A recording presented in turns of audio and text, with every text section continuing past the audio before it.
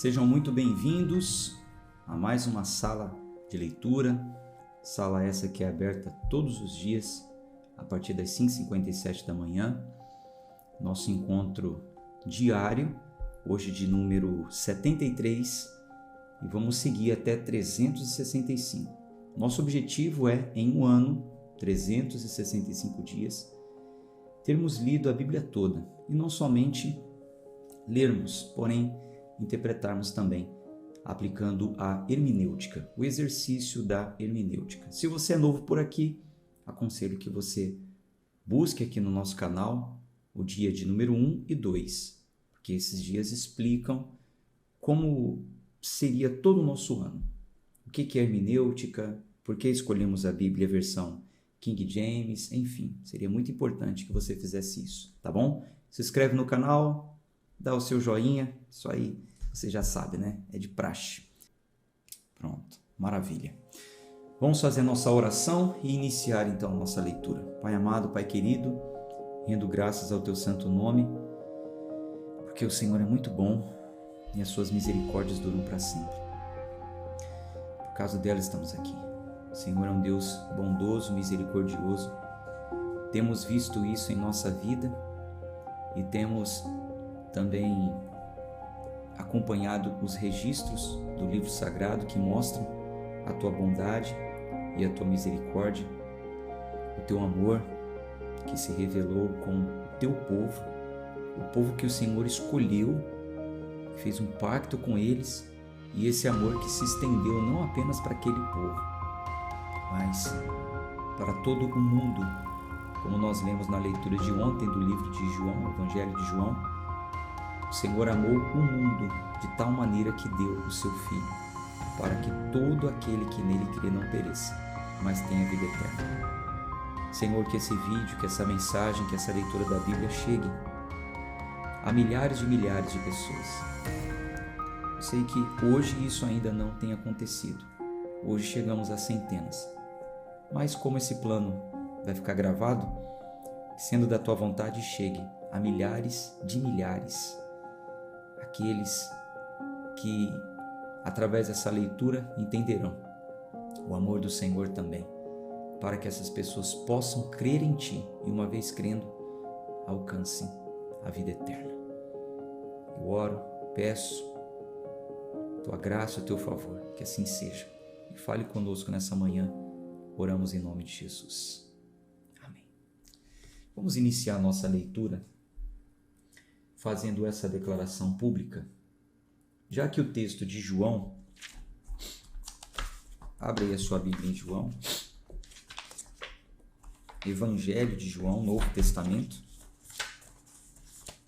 e nós lemos ontem, né, no capítulo 3:16, que ele disse que Deus amou o mundo de tal maneira que deu seu Filho unigênito, para que todo aquele que nele crê não pereça. Vou até grifar aqui na minha Bíblia esse versículo, João 3:16. Para que todo aquele que nele crê não pereça, mas tenha a vida eterna. Então vamos iniciar a nossa leitura colocando assim nos comentários, ó. Eu creio no Filho com F maiúsculo, tá? Eu creio no Filho de Deus. Coloca aí. Todo aquele que nele crê não pereça, mas tenha vida eterna. Faça uma declaração aí. Declare isso diante dos homens, diante de centenas de pessoas que vão ler por agora, por esses dias, e milhares de milhares, se assim o Senhor permitir, que um dia esse vídeo chegue a milhares de pessoas e vejam a sua declaração. A Joana colocou aqui, ó. Eu creio no Filho de Deus. Coloque aí. Bom, a leitura de hoje é a partir do capítulo 5.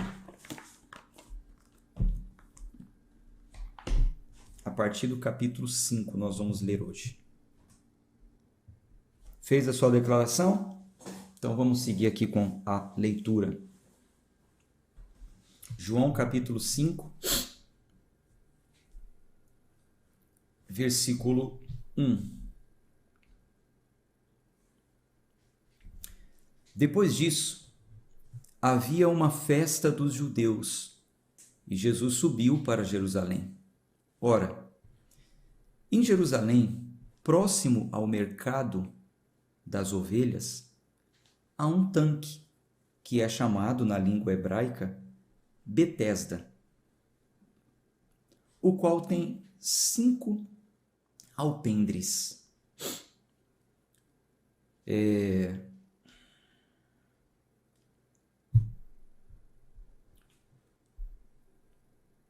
Seria interessante se eu mostrasse uma imagem para vocês, para você entender melhor isso aqui. Vou até pegar aqui, peraí. Eu acho que é interessante mostrar uma imagem aqui.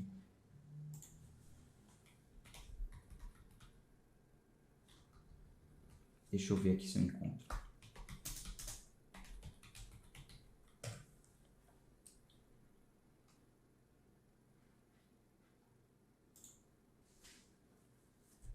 Eu era muito confuso quando eu li essa passagem. Eu achava que era um tanque de lavar roupa, quando falava que tinha um tanque. Mas um tanque era um reservatório de água. E alpendre, acho que eu não botei nenhuma imagem aqui fácil para te mostrar agora. Alpendre é uma cobertura. Uma cobertura. Então, o tanque é um reservatório de água, tipo uma piscina, reservatório de água, e em volta tinha 5 alpendre, uma cobertura, onde as pessoas poderiam ficar ali. Vamos seguir, isso é só um detalhe. Versículo 3. Nestes jazia grande multidão de pessoas enfermas, cegos, mancos, paralíticos, esperando o movimento da água, pois um anjo descia em certo tempo ao tanque e agitava a água. Aquele, pois, que primeiro entrava na água, após ter sido agitada, sarava de qualquer enfermidade. Veja, esses 2 versículos aqui, eles estão tratando de uma superstição. Não há registros na Bíblia e nem no judaísmo que de fato alguma pessoa foi curada ao entrar naquela água. Não há registro. Eu esqueci de colocar a Bíblia na tela, desculpe. Perdoe. Alguém avisou aí. Obrigado. Então veja, versículo 3. Nestes jazia grande multidão de pessoas enfermas, cegos, mancos e paralíticos, esperando o movimento da água. Então veja, tinha uma multidão de pessoas ali, em volta do tanque, esperando o movimento da água. Por quê? Eu vou mostrar para vocês aqui em uma outra versão, só a título de conhecimento, tá? Deixa eu pegar aqui a versão atualizada. Essa versão aqui é a Nova Almeida Atualizada. Aqui, NAA, tá? Nova Almeida Atualizada.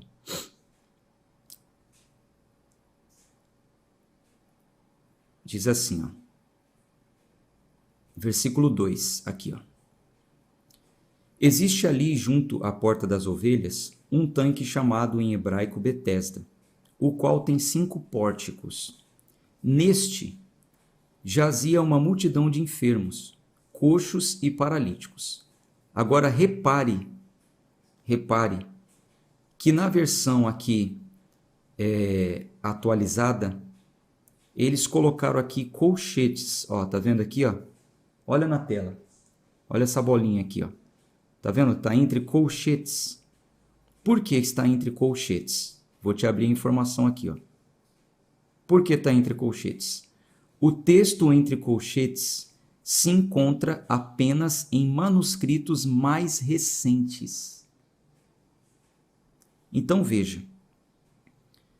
Na verdade, essa informação aqui, ó. Neste jazia uma multidão de enfermos, cegos, coxos e paralíticos. Essa é a informação original que trazia o Evangelho de João. João disse que Jesus foi para Jerusalém, entrou pela porta das ovelhas, ali tinha um tanque chamado Betesda e ali ficava muita gente esperando para ser curada. Só que não há registros. A Bíblia não diz que as pessoas eram curadas ao entrarem ali. Não tem um testemunho, uma prova de que isso acontecia. Então, buscaram em manuscritos, em livros mais recentes na história do judaísmo. E na história do judaísmo, judeus contando histórias sobre o tanque, dizem que as pessoas ficavam ali. Então, estudiosos foram ver por que tinha muita gente ali no tanque. Esquece o versículo 4. Ó, faz de conta que não tivesse o versículo 4. Então, tinha uma multidão de enfermos, cegos e paralíticos ali. Pula o versículo 4, vai para o 5. Estava ali um homem enfermo. Então, João vai falar que tinha uma multidão de pessoas ali e um enfermo que Jesus vai curar. Mas buscou-se informações do porquê que as pessoas estavam ali. Encontrou-se em manuscritos mais recentes e foi colocado na Bíblia. Entre colchetes, a informação que as pessoas estavam ali esperando que a água se movesse, porque um anjo descia de tempo em tempos, agitando-a, e o primeiro a entrar no tanque, uma vez agitada a água, sarava de qualquer doença que tivesse. O texto entre colchetes se encontra apenas em manuscritos mais recentes. Voltando aqui para King James. Ou seja, o que eu estou querendo dizer para vocês? O versículo 3 e 4 trata-se de uma superstição. Não há provas, não há testemunhos de que pessoas realmente eram curadas ao entrarem naquele tanque, naquela água, que quando percebiam um movimento, as pessoas diziam que era um anjo que movimentava. Não há prova que vira um anjo, não há prova que ninguém foi curado ao entrar ali, mas era uma superstição. Ponto. É o que diz o texto. Por que eu estou fazendo questão de ler assim para vocês?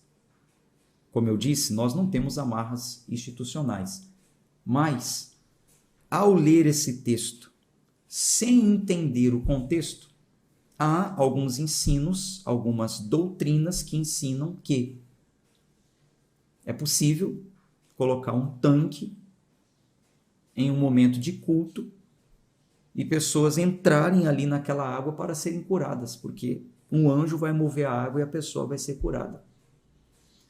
Através desse versículo, abre-se aí uma margem para quem lê esse versículo sem um contexto, de que através de uma água, de jogar uma água e tal, as pessoas podem ser curadas.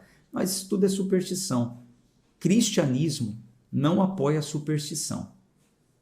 O ensino do cristianismo, você não vê no cristianismo sendo apoiado superstição. Então, o texto está dizendo o seguinte, versículo 3.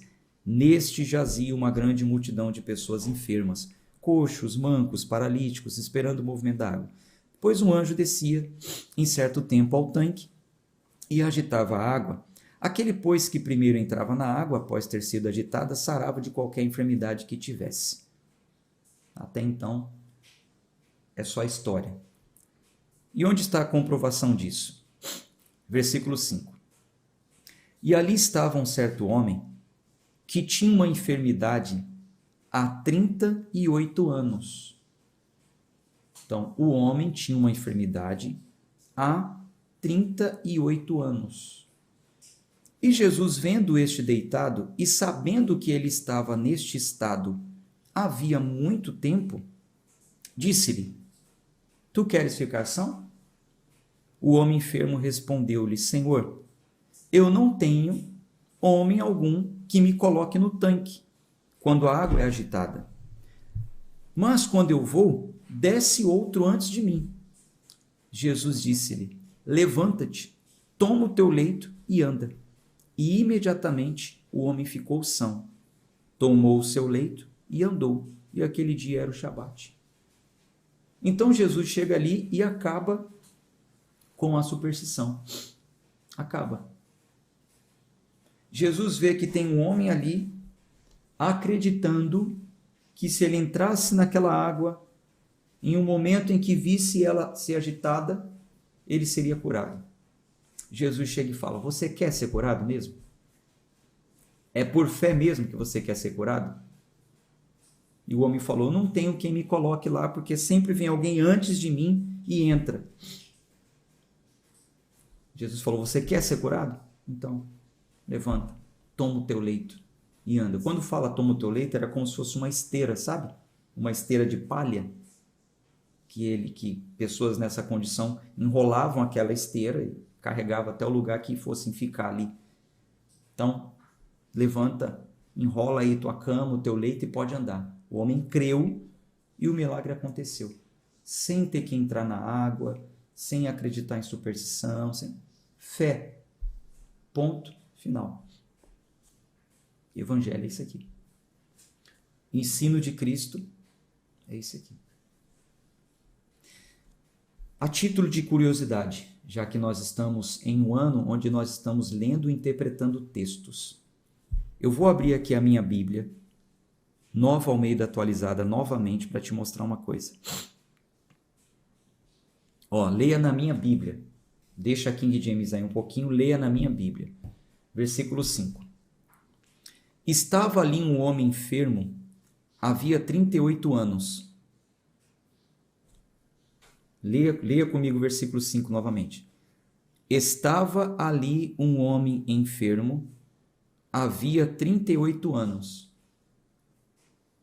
Quem lê esse texto apenas da forma que está escrito aqui, sem ler todo o contexto e sem ter lido a versão mais antiga, honestamente, coloque aí nos comentários que eu vou te perguntar.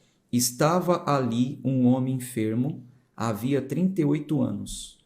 Então, o que dizem ao ler esse texto? Quantos anos o homem estava ali? Leia o texto e me responde. Coloque aí nos comentários. Estava ali um homem enfermo, havia 38 anos. Quanto tempo o homem estava ali esperando a água se mover e entrar na água? Quanto tempo? Eu tenho que esperar aqui uns 30 segundos, que é o atraso do ao vivo até chegar aí e vocês me responderem. Talvez vocês já ouviram falar. Eu já ouvi pregações lendo esse texto e dizendo quanto tempo o homem estava ali.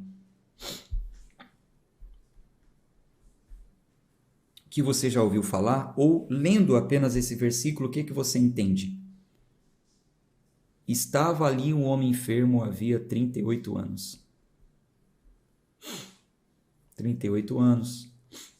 Sandro Souza, 38 anos. Estava ali há 38 anos. E por que ele não foi curado durante esse tempo? Joana perguntou. Renata, 38 anos, certo. Ok, eu já ouvi muito isso também. Eu já ouvi pastores dizendo, eu já falei isso, sem ter um ensino correto, sem interpretar o texto da forma correta. Olha, aquele homem estava 38 anos esperando alguém que colocasse ele na água. Há 38 anos ele estava ali esperando por um milagre e não acontecia e tal. Tá bom. Então vamos à Bíblia, versão King James, que é o texto mais antigo, e vamos entender todo o contexto agora. Leia aí o versículo 5 na versão King James. Leia na tela se você não tem a Bíblia. E estava ali um certo homem que tinha uma enfermidade há 38 anos. O que esse versículo está dizendo? E estava ali um certo homem, que tinha uma enfermidade há 38 anos. O texto está dizendo que o homem tinha uma enfermidade há 38 anos. Quanto tempo ele estava ali?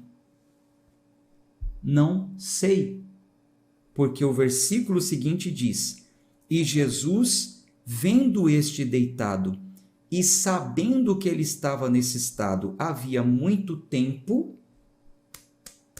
Quanto tempo a Bíblia não diz com certeza, não posso afirmar com clareza. Jesus disse: Tu queres ficar são? Jesus sabia que ele estava ali há muito tempo. Quanto tempo ele estava ali? Não sei. Um mês? Uma semana? Um ano? Quem disse? Não sei. Uma coisa eu sei com certeza. O homem tinha uma enfermidade há 38 anos, ou seja, a doença dele o acometeu, não sei em que ano da vida dele, não sei quantos anos ele tinha, a Bíblia não diz quantos anos ele tinha, a Bíblia não diz o tempo exato que ele estava ali, a Bíblia diz que ele tinha uma enfermidade há 38 anos. E ele estava ali há muito tempo esperando que alguém o colocasse. É uma coisa simples, é um detalhe, mas é o que eu falo, se você não interpretar o texto da forma correta, aí você não, vou me colocar, né? Se não interpretarmos o texto da forma correta, nós ficamos, como que eu posso dizer, suscetíveis a ensinos errados. Porque é muito pesado realmente você ouvir que o homem estava ali há 38 anos. Como assim? 38 anos ali sem sair dali? Você acha que o homem morava ali? Ficou 38 anos ali? Já que ele dormia, comia, bebia, fazia necessidades, tudo ali? 38 anos? Não tem coerência. A Bíblia diz que Jesus sabia que ele estava ali há muito tempo. Não sei, 12 horas? Chegou de manhãzinha, já era tarde? 2 dias, uma semana? Não sei. Não sei. O que o texto diz é que ele tinha uma enfermidade há 38 anos. E estava ali muito tempo, esperando uma superstição, um mito. A Bíblia não traz provas de que realmente houve cura ali. Os escritos judaicos dizem que as pessoas estavam ali porque esperavam um anjo mover as águas, mas não tem relatos, não tem provas. Entende como isso é libertador? Gente, essas verdades que a gente está lendo aqui na Bíblia não é para te afastar da fé, pelo contrário, é para te aproximar ainda mais. Tem gente que fala assim, não, quando lê muito a Bíblia, a letra mata, porque lê muita informação e tem que agir a fé. Não, mas a fé é pura, a fé é genuína. A fé não é na água que está no tanque. A fé é no Jesus que disse, levanta e anda. É nesse Jesus que você tem que crer. Então a sua fé, quando você conhece a verdade, ela passa a ser mais pura. Ela passa a ser mais pura. É isso. Os comentários de vocês estão excelentes. Eu só não vou ler agora ali, porque senão a gente vai levar muito tempo. Eu já estou aqui preso no primeiro capítulo, só conversando com vocês. Vamos seguir com a leitura. Mas eu acredito que deu para entender, né? Vamos seguir aqui então. Versículo 7. O homem enfermo respondeu-lhe: Senhor, eu não tenho homem algum que me coloque no tanque quando a água é agitada, mas enquanto eu vou, desce outro antes de mim. Jesus disse-lhe: Levanta-te, toma o teu leito e anda. E imediatamente o homem ficou são. E tomou o seu leito e andou. E aquele dia era o Shabat. Pronto, né? Já sabe, né? Quando acontecia alguma coisa no Shabat, no sábado, aí vinha perseguição. Então os judeus disseram àquele que tinha sido curado: É dia do Shabat, não te é lícito carregar o teu leito. Ele respondeu-lhes: Aquele que me curou, ele mesmo disse: toma o teu leito e anda. Então eles perguntaram: quem é o homem que te disse, toma o teu leito e anda? Gente, isso aqui para mim é um absurdo. Esse versículo 12 aqui para mim mostra a verdadeira intenção dos falsos religiosos. O falso religioso não quer que a pessoa seja curada de verdade. O falso religioso quer a pessoa que consiga cumprir os rituais e as leis que favorecem os ensinos que eles endossam, trazem para as pessoas. Porque, peraí, gente, pensa comigo. Eu sou um religioso, eu sou uma pessoa temente a Deus, eu quero o bem do povo. Aí eu chego diante de uma pessoa e vejo que ela está no dia de sábado, que não podia naquela época trabalhar, fazer nada, carregando uma esteira, um leito. Aí eu chego para essa pessoa e falo assim: irmão, você sabe que de sábado não pode fazer isso. Aí o homem responde assim: pastor, o homem que me curou, se você não sabia, eu tinha uma doença há 38 anos, eu não andava. E o homem chegou para mim e falou assim, ó: levanta e anda, você está curado. O homem que me curou falou: pega o teu leito e anda. Sabe o que um verdadeiro religioso falaria? Um homem te curou? Quem é esse homem? Meu Deus, aconteceu um milagre? Um milagre de cura, você estava 38 anos nessa situação, glória a Deus. Mas olha o falso religioso, versículo 12. Então eles perguntaram: quem é o homem que te disse, toma o teu leito e anda? Ao invés de perguntar quem é o homem que te curou, que milagre, que coisa extraordinária. Não, quem foi que mandou você tomar o leito? Descumprir uma regrinha religiosa. Ai, meu pai.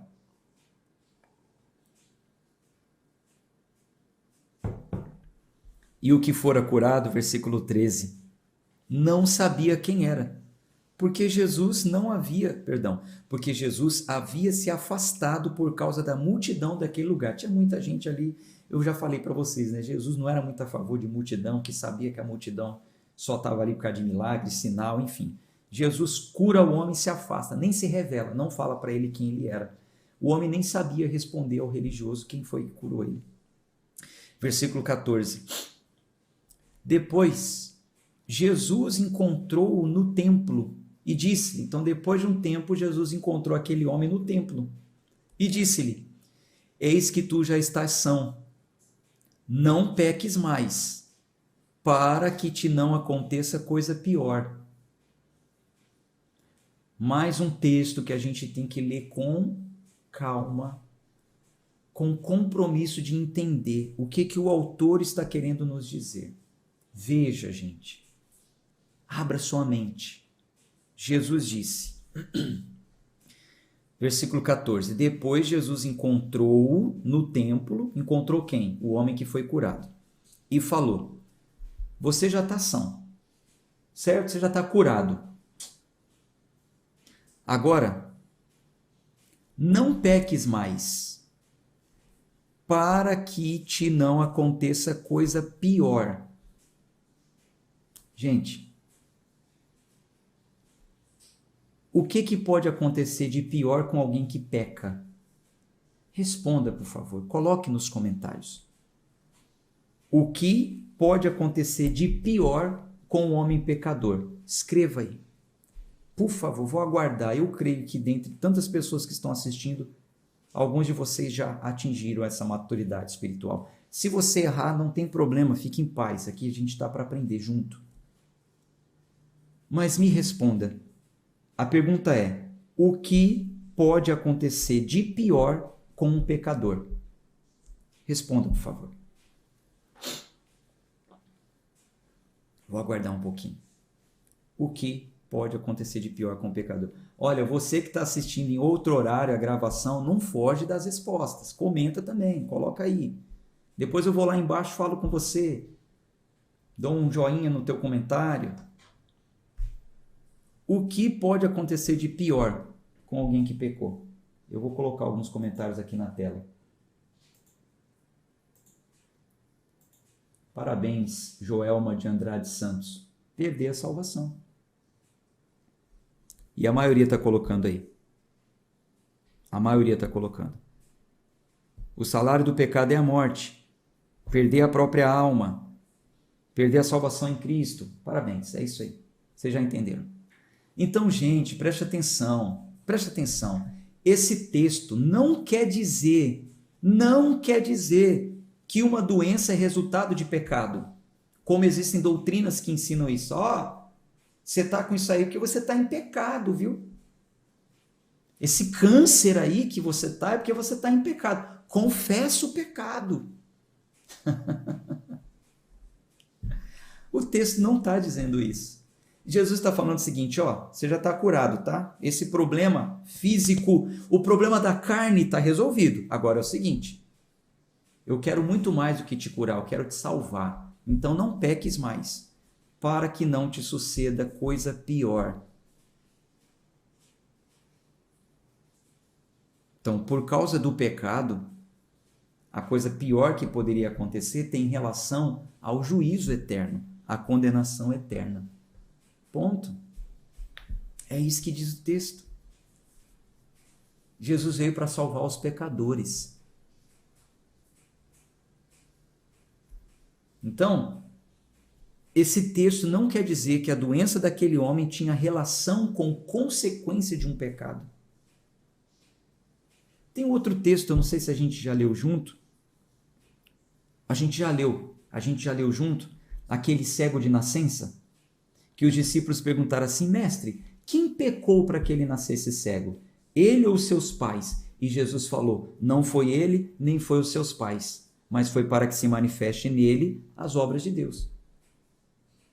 Então, quando vierem para você, olha, isso aí, irmão, que está acontecendo com você é pecado incubado, é pecado escondido, tem que confessar. Gente, por que pintam um Deus tão carrasco, tão cruel, né? Claro que Deus é justiça, tá? Mas o juízo é alma, não é corpo. Deus é justiça no sentido de tenha bom caráter, tenha boa conduta, porque depois desse mundo, para além desse mundo, tem uma vida eterna. E você vai ser julgado pelas suas atitudes, pelo seu comportamento. Então, mais um texto aí para te libertar de certos ensinos errados. Versículo 15. O homem partiu e contou aos judeus que era Jesus que o curara. Então, depois que o homem descobriu que foi Jesus que curou, ele foi lá e falou aos judeus, olha, quem me curou foi Jesus. Versículo 16. E por isso os judeus perseguiam a Jesus e buscavam matá-lo, porque ele fazia as coisas no dia do Shabat. Como pode judeus, homens religiosos, descendentes de Abraão, ver que o homem foi curado, aí querer matar quem curou o outro? Só porque ele quebrou a regrinha do sábado. Versículo 17. Mas Jesus lhes respondeu, meu pai trabalha até agora, eu também trabalho. Jesus falou, meu pai trabalha até agora, não tem sábado, não tem domingo, meu pai trabalha, eu também trabalho. Versículo 18. Portanto, os judeus ainda mais procuravam matá-lo, porque não só violava o Shabat, mas também dizia que Deus era seu pai, fazendo-se igual a Deus. Então, respondeu Jesus e disse-lhes, na verdade, eu vos digo, o filho não pode fazer nada por si mesmo, a não ser o que vê o pai fazendo, porque todas as coisas que ele faz, o filho também da mesma forma o faz. Porque o pai ama o filho e mostra-lhe todas as coisas que ele mesmo faz. E ele lhe mostrará maiores obras do que estas, para que vos maravilheis. Porque assim como o pai levanta os mortos e os vivifica, assim também o filho vivifica aqueles que ele quer. Porque o pai a nenhum homem julga, mas confiou ao filho todo o julgamento, para que todos os homens honrem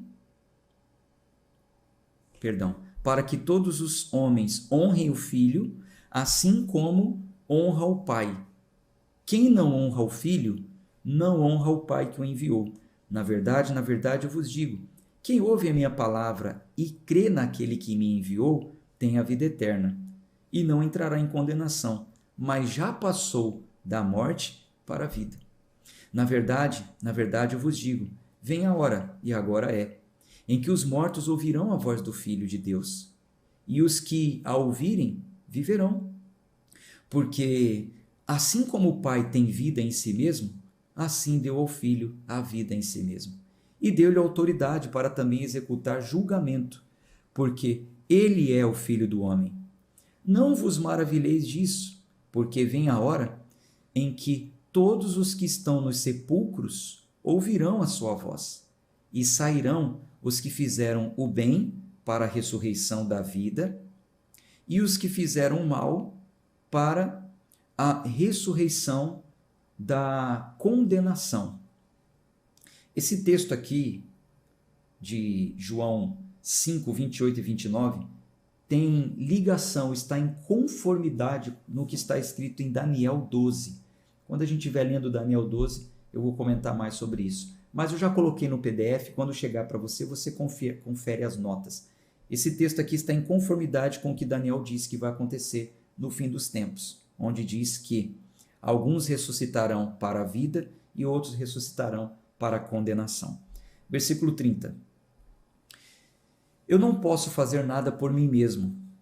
Como eu ouço, eu julgo, e o meu juízo é justo, porque não busco a minha própria vontade, mas a vontade do Pai que me enviou. Se eu der testemunho de mim mesmo, o meu testemunho não é verdadeiro. Há outro que dá testemunho de mim, e eu sei que o testemunho que ele dá de mim é verdadeiro. Vós mandastes a João, e ele deu testemunho da verdade. Eu, porém, não recebo testemunho vindo de homem, mas eu digo essas coisas para que possais ser salvos. Ele era a luz que iluminava e resplandecia, e vós quisestes alegrar-vos por um pouco de tempo com a sua luz. Mas eu tenho um testemunho maior do que o de João, porque as obras que o Pai me deu para realizar, essas obras que eu faço, testemunham de mim que o Pai me enviou. E o próprio Pai que me enviou tem dado testemunho de mim. Vós nunca ouviste a sua voz, nem viste a sua forma. E a sua palavra não permanece em vós, porque vós não credes naquele que me enviou. Examinai as Escrituras, porque nelas pensai que tendes a vida eterna. O julgais em outra versão, tá? Na minha mente. Examinai as Escrituras, porque nelas pensai que tendes a vida eterna. E são elas que testificam de mim. Então, vocês examinam as Escrituras, porque vocês pensam, vocês julgam que nela tem a vida eterna. As Escrituras falam de mim. Versículo 40. E não quereis vir a mim para terdes a vida eterna? Eu não recebo honra dos homens, mas eu vos conheço e sei que não tendes em vós o amor de Deus. Eu vim em nome de meu Pai, e não me recebeis. Se outro vier em seu próprio nome, a esse recebereis. Gente, é impressionante como isso aqui é muito verdade, né? É muito verdade. Quer dizer, Jesus falou assim, eu vim em nome do Pai, vocês não me recebem. Agora, se vier outro no próprio nome, vocês recebem. Como os samaritanos receberam o Simão mágico, está escrito lá em Atos, né? Receberam o mágico porque ele dizia que ele era o poder, ele realizava. As pessoas recebem. Aqueles que vêm no próprio nome, eu sou o profeta, eu sou o apóstolo dos últimos dias, o bispo, o padre, o papa, eu curo, eu faço, aconteço, eu tenho a unção, debaixo da minha unção, as pessoas recebem. Agora, quando vem alguém pregando em nome de Deus, pregando o evangelho puro, cristocêntrico, falando da Bíblia, confrontando o pecado, tem gente que não quer receber. Versículo 44. Como podeis crer, vós que recebeis honra um dos outros, e não buscais a honra que vem só de Deus?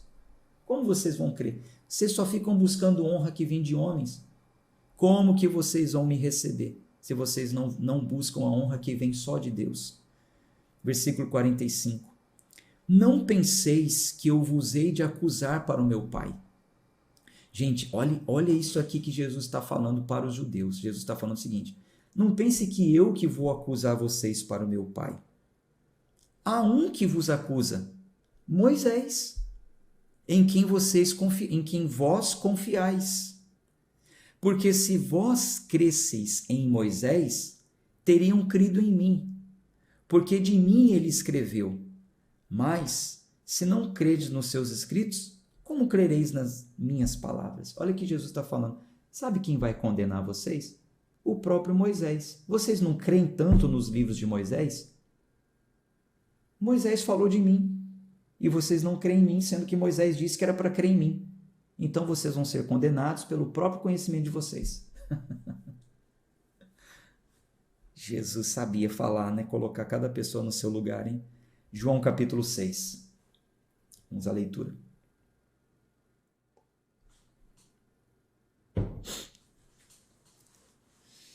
Após essas coisas, Jesus partiu para o outro lado do mar da Galileia, que é o mar de Tiberíades. E uma grande multidão o seguia, porque eles viam seus milagres que operava sobre os enfermos. Está vendo? Porque as multidões seguiam só por causa do milagre. E Jesus subiu ao monte e assentou-se ali com seus discípulos. E a Páscoa, a festa dos judeus, estava próxima. Você vê, João não falou o que Jesus fez ali, né? Já em Mateus fala que quando Jesus subiu ao monte e se assentou com seus discípulos, ali ele pregou, né? Foi o maior sermão de Jesus. É o Sermão da Montanha, conhecido também como Monte das Bem-aventuranças, a cartilha do cristão. João não fez questão de falar o que Mateus já tinha falado. A história pula e já fala da festa, versículo 4. E a Páscoa, a festa dos judeus, estava próxima. Então Jesus, levantando seus olhos e vendo que uma grande multidão vinha até ele, disse a Filipe: onde nós compraremos pão para que esses possam comer? Mas dizia isso para pôr à prova, porque ele bem sabia o que ia fazer. Jesus falou só para provar, né? Onde que a gente vai encontrar pão aqui? Isso aqui tem muita ligação também. Eu vou pedir licença aqui um pouquinho, tá? Não é um estudo bíblico, se fosse um estudo eu ia mostrar para vocês aqui as conexões. Mas dá uma licencinha só para comentar rapidamente sobre isso. Isso aqui tem ligação com o que aconteceu no deserto, quando o povo chegou até Moisés e falou: Moisés, o que vamos comer nesse lugar, Moisés? E aí Moisés orou ao Senhor e o pão desceu do céu. Mais para frente Jesus vai falar: eu sou o pão que desceu do céu. Então antes ele já começa a preparar. Jesus, um excelente pregador. Jesus já vai aguçando a audiência, já vai preparando. Ele fala para Filipe: Filipe, tem uma multidão aqui querendo comer, e eles estavam em uma região de deserto, não tinha nada ali. E Jesus fala: ô Filipe, onde nós compraremos pão aqui para que possamos comer? O mesmo que o povo falou para Moisés lá no deserto. Versículo 6. Mas dizia isso para pôr à prova, porque ele já sabia o que ia fazer. Aí Filipe respondeu-lhe: 200 denários de pão não são suficientes para que cada um deles tome um pouco. Um dos seus discípulos, André, irmão de Simão Pedro, disse-lhe: está aqui um rapaz que tem 5 pães de cevada e 2 pequenos peixes. Mas o que é isso para tantos? Como que a gente vai alimentar essa multidão? Moisés, o que vamos comer, Moisés? Qual é a carne? Qual é o pão? Mais para frente você vai ver Jesus falando: eu sou o pão vivo que desceu do céu. Não é aquele que Moisés providenciou no deserto. Versículo 10. E disse Jesus: fazei os homens se assentarem. E havia muita grama naquele lugar. Assim, os homens se assentaram em número de aproximadamente 5.000. E Jesus tomou os pães e, havendo dado graças, ele distribuiu para os discípulos. E os discípulos para os que estavam assentados. E do mesmo modo, os peixes, quantos eles queriam. E quando estavam saciados, ele disse aos seus discípulos: recolhei os pedaços que sobraram, para que nada se perca. Recolheram, pois, e encheram 12 cestos de pedaços dos 5 pães de cevada que sobejaram aos que havia comido. Quer dizer, 5 pães alimentou uma multidão e ainda sobrou 12 cestos. Milagre da multiplicação. Versículo 14. Então, vendo aqueles homens o milagre que Jesus tinha feito, diziam: este é verdadeiramente o profeta que devia vir ao mundo. Percebendo, pois, Jesus que estavam prestes a vir levá-lo à força para o fazerem rei, ele partiu novamente sozinho para o monte. Jesus percebeu que a multidão ia pegar ele ia colocar ele para o alto, ia falar, ele é o nosso rei, aquela coisa toda. O humano, o rei humano, eles pensavam que o Messias seria um homem que ia tomar o reino na força do braço. Jesus percebeu que isso estava quase para acontecer. A multidão estava inflamada por causa do milagre. E isso acontece muito hoje, né? Vocês sabem disso. Vocês sabem disso. Jesus, ó, não é isso. Tô fora. Deixa eu ir para o monte. Versículo 16. E chegando à tarde, os seus discípulos desceram para o mar. E entrando no barco, foram para o mar em direção a Cafarnaum. E já era escuro, e Jesus ainda não tinha vindo até eles. E o mar se levantou, porque um grande vento assoprava. Tendo, pois, remado uns 25 ou 30 estádios, eles viram Jesus andando sobre o mar, e aproximando-se do barco, eles ficaram com medo. Mas ele lhes disse, sou eu, não temais. Então, eles, de boa vontade, o receberam no barco, e imediatamente o barco chegou à terra para onde iam. Veja que João não narra muitos detalhes que os outros narraram, né? A tempestade, Jesus repreendeu o vento, tal, aquela coisa. João tinha um objetivo evangelístico através dos sinais. 8 sinais que Jesus realizou. Versículo 22.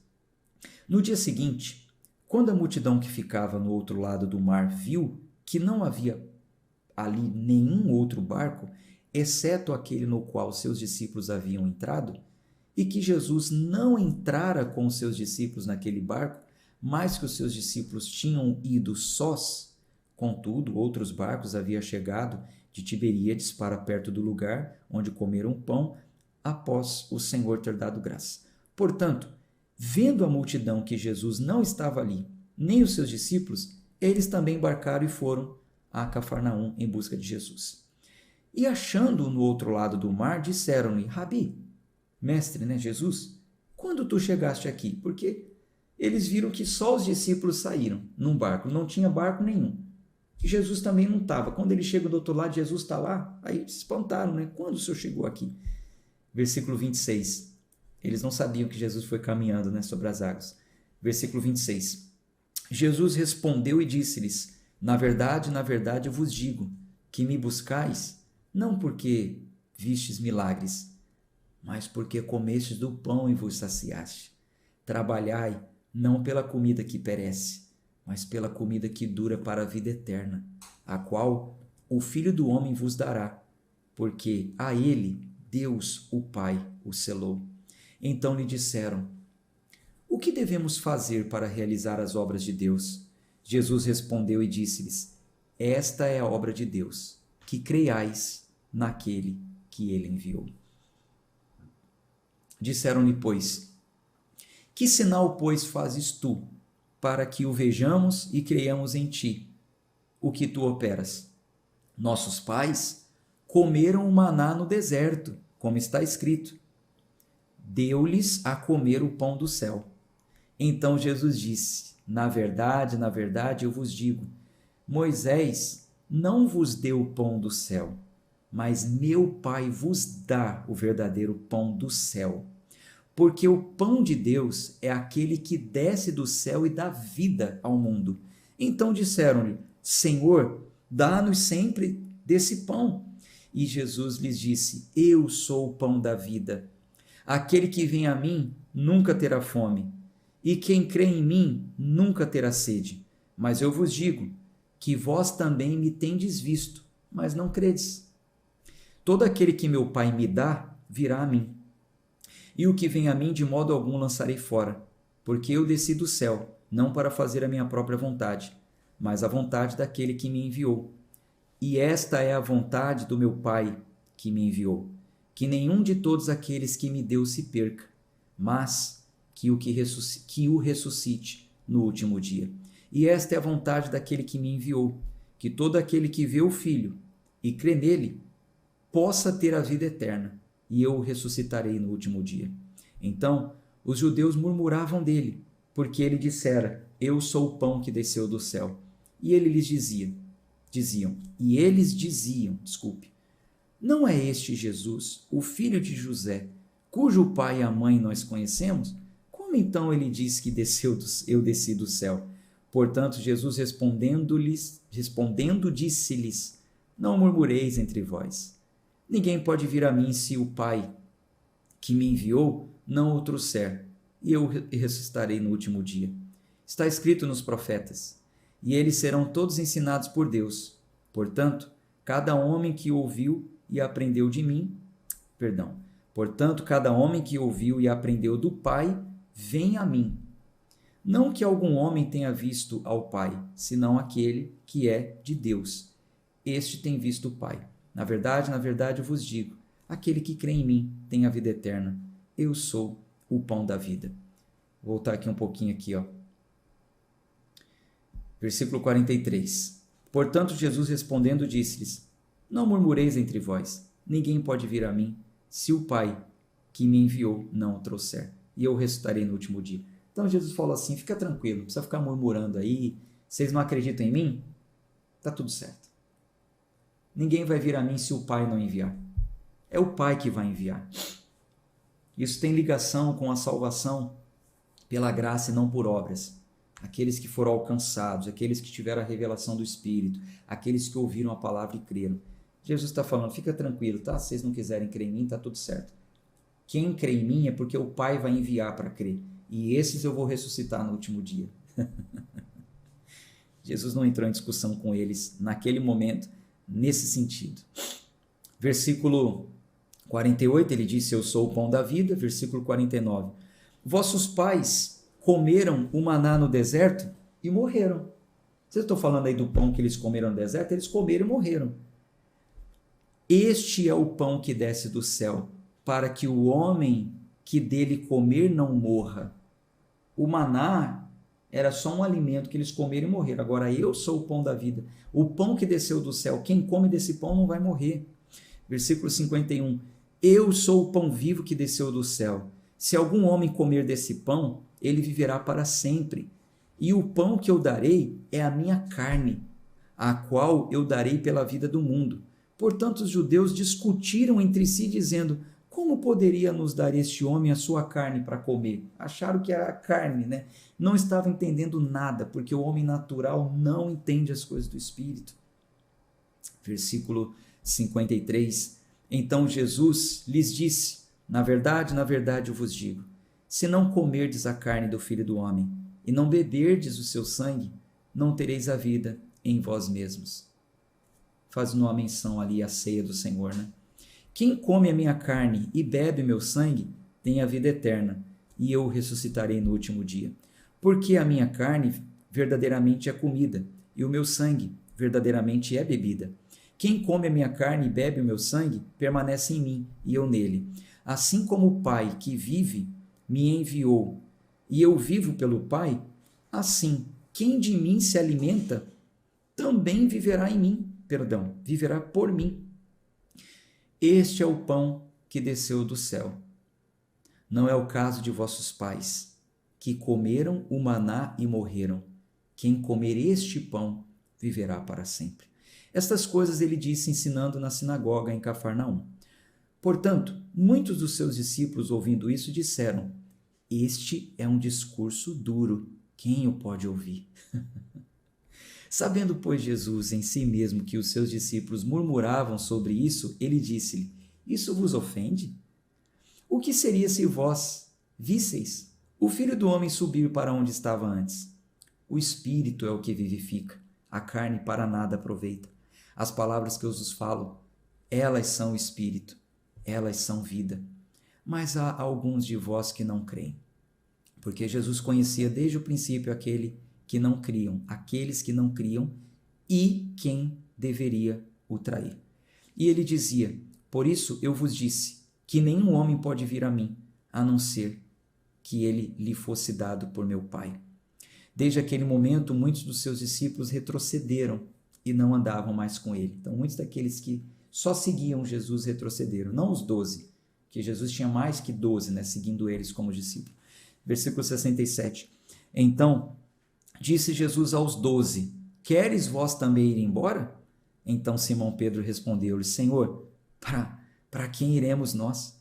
Tu tens as palavras da vida eterna, e nós cremos que estamos certos de que tu és o Cristo, o Filho do Deus vivo. Respondeu-lhe Jesus, não escolhi os 12 de vós, e um de vós é o diabo, é um diabo. E ele falava de Judas Iscariotes, filho de Simão, porque este deveria traí-lo, sendo um dos 12. Vamos para o capítulo 7. Preciso fazer a leitura aqui para a gente concluir o plano, tá? Senão atrasa. Capítulo 7. Depois dessas coisas, Jesus andava pela Galileia, porque ele não queria andar pela Judéia, pois os judeus procuravam matá-lo. Ora, estava próxima a festa dos tabernáculos dos judeus. Portanto, os seus irmãos disseram-lhe: parte daqui e vai para a Judéia, para que também os teus discípulos vejam as obras que tu fazes. Porque não há homem que faça coisa alguma em secreto e que procure ser conhecido publicamente. Se tu fazes essas coisas, mostra-te ao mundo, porque nem seus irmãos acreditavam nele. Então, os irmãos de Jesus não davam muito crédito para ele. Falou: vai, Jesus, lá, vai lá para onde tem muita gente. Não fica fazendo essas coisas aqui escondidinho. Versículo 6, aliás. Então disse-lhe Jesus: ainda não é chegado o meu tempo, mas o vosso tempo sempre está pronto. O mundo não vos pode odiar, mas a mim odeia, porquanto dele dou testemunho, que são más as suas obras. Então, Jesus está falando assim: para vocês está tudo certo, pode ir, pode viver, pode fazer o que vocês quiserem, que o mundo não vai odiar. Agora quanto mais eu me revelo, mais eles vão me odiar, porque eu denuncio as obras más, eu falo do que está errado, eu falo do pecado.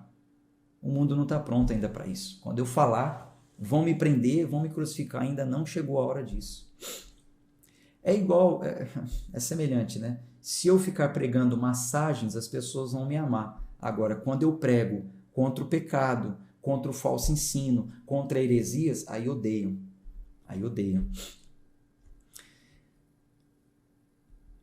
Versículo 7.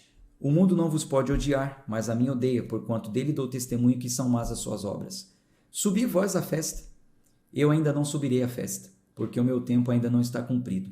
E tendo dito essas palavras, ele permaneceu na Galileia. Mas quando seus irmãos já tinham subido, ele também subiu para a festa, não em público, mas como que secretamente. Então os judeus buscavam na festa e diziam: onde está ele? E havia muita murmuração entre a multidão a respeito dele, porque alguns diziam: ele é um bom homem, outros diziam: não, pois ele engana o povo. Todavia, nenhum homem falava dele publicamente, por medo dos judeus. Ora, na metade da festa, Jesus subiu ao templo e ensinava.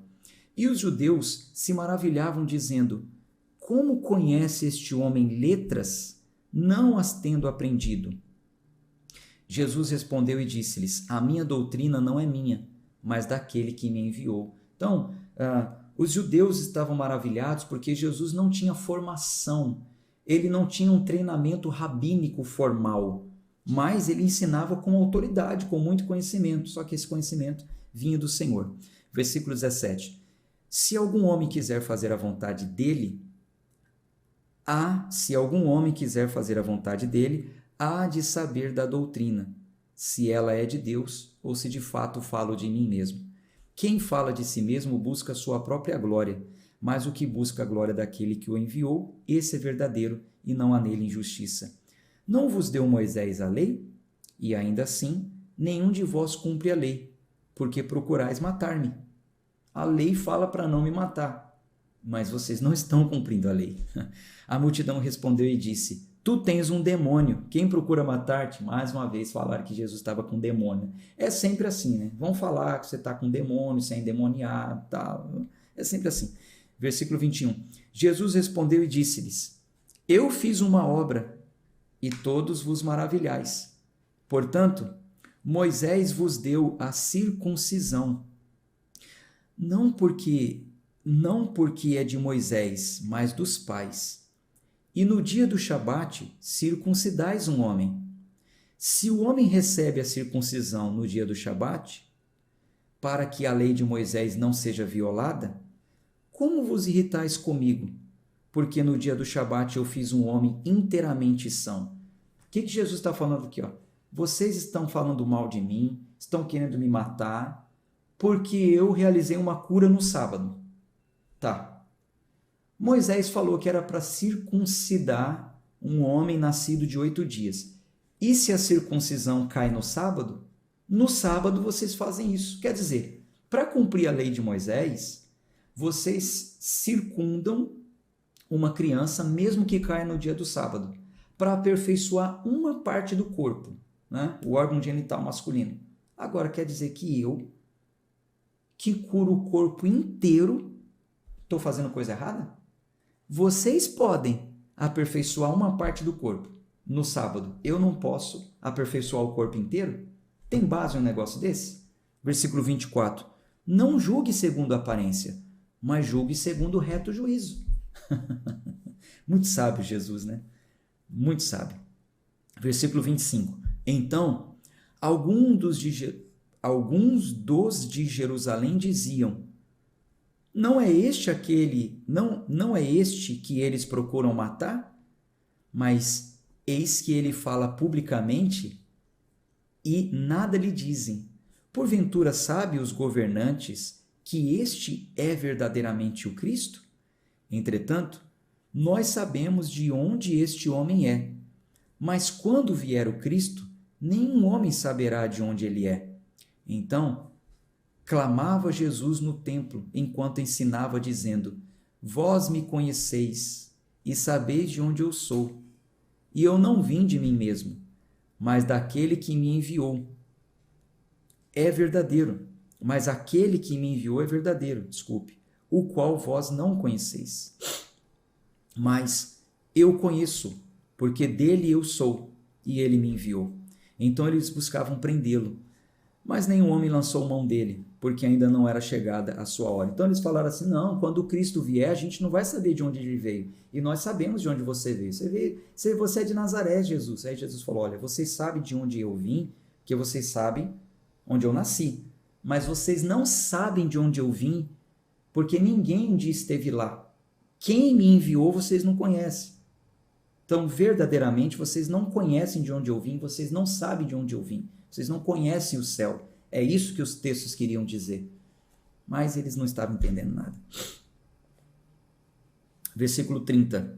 Então, eles buscavam prendê-lo, mas nenhum homem lançou mão dele, porque ainda não era chegada a sua hora. E muitos da multidão creram nele e diziam: quando Cristo vier, ele fará ainda mais milagres do que este homem tem feito? Então, alguns já estavam convencidos. Falaram: não, peraí, será que tem alguém que vai fazer mais milagres do que esse? Os fariseus ouviram a multidão murmurar essas coisas a respeito dele, e os fariseus e os principais sacerdotes enviaram oficiais para o prenderem. Então disse-lhe Jesus: ainda por um pouco de tempo eu estou convosco, e então eu vou para aquele que me enviou. Vós me buscareis e não me achareis, e onde eu estou, vós não podereis vir. Disseram, pois, os judeus uns para os outros: para onde ele irá, que não o acharemos? Ele irá para os dispersos entre os gentios e ensinará aos gentios? Que tipo de palavra é essa que ele disse: vós me buscareis e não me achareis, e onde estou, vós não podeis vir? Eles não estavam entendendo que Jesus estava dizendo que ele ia voltar para o céu. Versículo 37. No último dia, o grande dia da festa, Jesus pôs-se em pé e clamou, dizendo: se algum homem tem sede, deixai-o vir a mim e beber. Quem crê em mim, como diz a Escritura, do seu ventre fluirão rios de água viva. Mas isso ele falou do Espírito, não era a água que ele estava falando do Espírito Santo, que havia de receber os que nele crescem, porque o Espírito Santo ainda não fora dado, pois Jesus ainda não tinha sido glorificado. Glorificado é subida aos céus. O Espírito Santo só viria quando Jesus subisse. Então muitos da multidão, ouvindo este dizer, diziam: verdadeiramente este é o profeta. Outros diziam: este é o Cristo. Mas diziam outros: virá o Cristo da Galileia? Não diz a Escritura que o Cristo vem da semente de Davi e da cidade de Belém, de onde era Davi? Assim houve uma divisão entre o povo por causa dele. E alguns deles queriam prendê-lo, mas nenhum homem lhe pôs as mãos. Então os oficiais foram até os principais sacerdotes e fariseus, e eles lhes perguntaram: por que não o trouxeste? Responderam os oficiais: nunca homem algum falou assim como este. Então responderam os fariseus: vós também fostes enganado? Alguém dos governantes ou dos fariseus acreditou nele? Mas esta multidão que não sabe a lei é maldita. Quer dizer, os oficiais que foram mandados para prender Jesus não tiveram coragem. Quando ouviram Jesus falando aquelas coisas, eles voltaram sem prender. E aí os fariseus falaram: cadê o homem? E eles falaram assim: não tem como. Eu nunca ouvi ninguém falar como ele. Não tem como prender um homem desse, não. Aí os fariseus: então vocês também foram enganados? Algum governante também foi? Essa multidão é maldita, né? Versículo 50. Nicodemos, o que de noite foi até Jesus, sendo um deles, Nicodemos era fariseu, lembra que nós lemos em João 3, que Nicodemos foi ter com Jesus, porque creu em Jesus? Então Nicodemos estava ali no meio dos fariseus e falou o seguinte: porventura, julga a nossa lei algum homem sem primeiro ouvi-lo e ter conhecimento do que ele faz? E eles responderam e disseram-lhe: és tu também da Galileia? Examine e vê, porque da Galileia não se levanta profeta. E cada homem foi para a sua própria casa. Quer dizer, Nicodemos apelou para a lei deles, né? Falando: como é que a gente vai prender um homem sem antes ouvi-lo, sem antes interrogá-lo? A nossa lei não permite isso. E os fariseus não gostaram. Falaram: então vai, pesquisa você, interroga você. Uma confusão. Jesus causou uma confusão ali por causa do ensino verdadeiro. Isso aí é normal. Você começa a falar da verdade, a confusão acontece. Gente, obrigado por terem ficado até o final. Vou ficando por aqui na nossa leitura de hoje. Amanhã a gente se encontra, se Deus quiser. Um abraço de fé e força. Até amanhã, se Deus quiser.